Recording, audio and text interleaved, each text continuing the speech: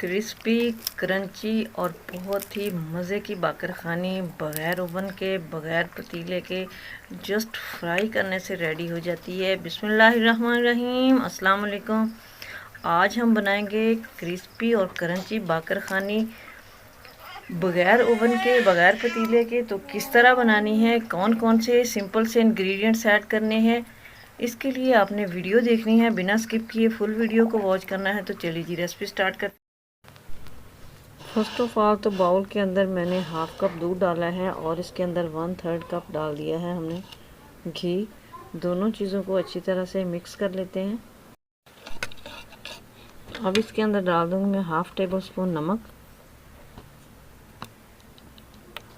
और half tea spoon जाएगा इसके अंदर मीठा सोडा, और साथ ही इन दोनों चीज़ों को भी मिक्स करेंगे। और साथ ही हम इसके अंदर डाल देंगे मैदा 1 कप मैदा डालेंगे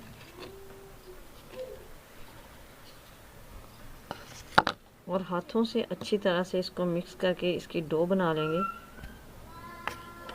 इधर देख लेंगे, अगर दूध कम हुआ तो थोड़ा सा और शामिल कर लेंगे, अगर ज़्यादा हुआ तो 1 या 2 चम्मच मैदा और डालेंगे। इस तरह ये देखिए डो हमारी रेडी हो चुकी है। इसको हम रख देते हैं 10 से 15 मिनट के स्टे पे। अब बाउल के अंदर मैंने 2 टेबलस्पून भर के कॉर्नफ्लोर लिया है और इसके अंदर डालेंगे तकरीबन 3 से 4 टेबलस्पून घी डालेंगे। इसको मिक्स करके तो हमने इसका बैटर बना लेना है। तो इस तरह डो हमारी सेट हो चुकी है। इसको छोटा सा रोल बना लेते हैं।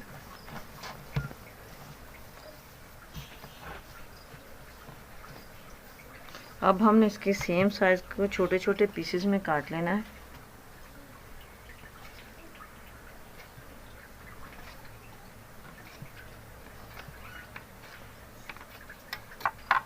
तो अब एक एक पीस को उठा के हमने इसकी बॉल्स बना लेनी है।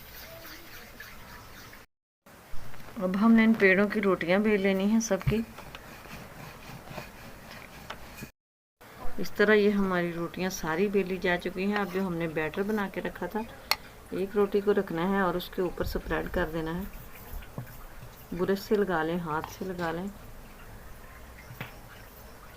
या चम्मच से भी लगा सकते हैं। इस तरह से सारी रोटी के ऊपर फैला देना है। इसके ऊपर हमने मैदे थोड़ी सी खुशके की डस्टिंग कर देनी है मैदे की, और अपनी दूसरी रोटी उठा के इसके ऊपर रख देंगे।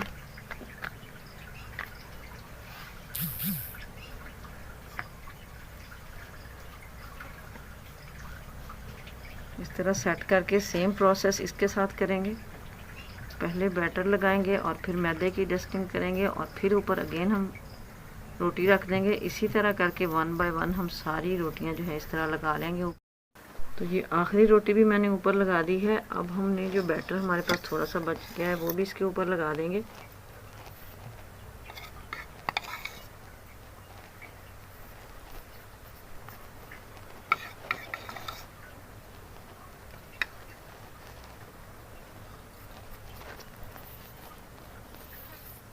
और थोड़ी सी डस्टिंग कर देंगे मैदे की।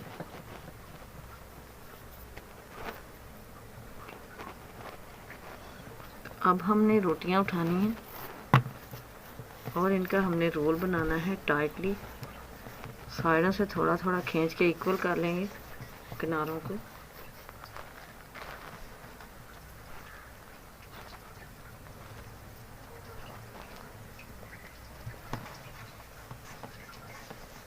साइडों से खींचते जाएंगे।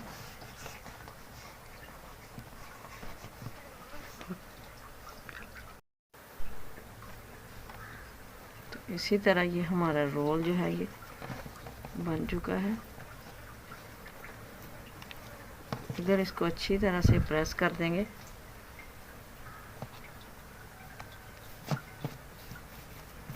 थोड़ा सा इसको खींच के और लंबा कर लेंगे।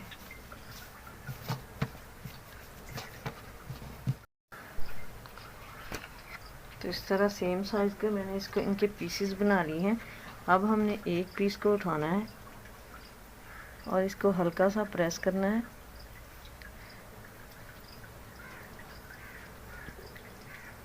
हल्के हाथों से इसको प्रेस करते हुए हमने थोड़ा सा इसको फैला लेना है।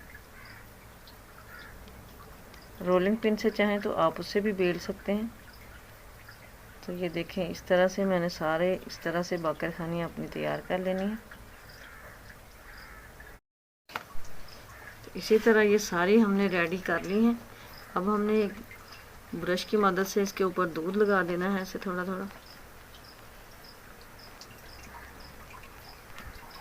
और साथ में थोड़ी सी मोटी चीनी दानेदार लगा देंगे। इससे बहुत ही मज़ा आएगा और इसकी लुक भी बहुत ज़बरदस्त हो जाएगी। और सेंटर में इसके होल बना देंगे इस तरह। तो सबके साथ हम सेम प्रोसेस करेंगे। अब हम फ्राई कर लेंगे। तो फ्राई करने के लिए मैंने कढ़ाई में ऑयल डाल के चूल्हे पे रख दिया है।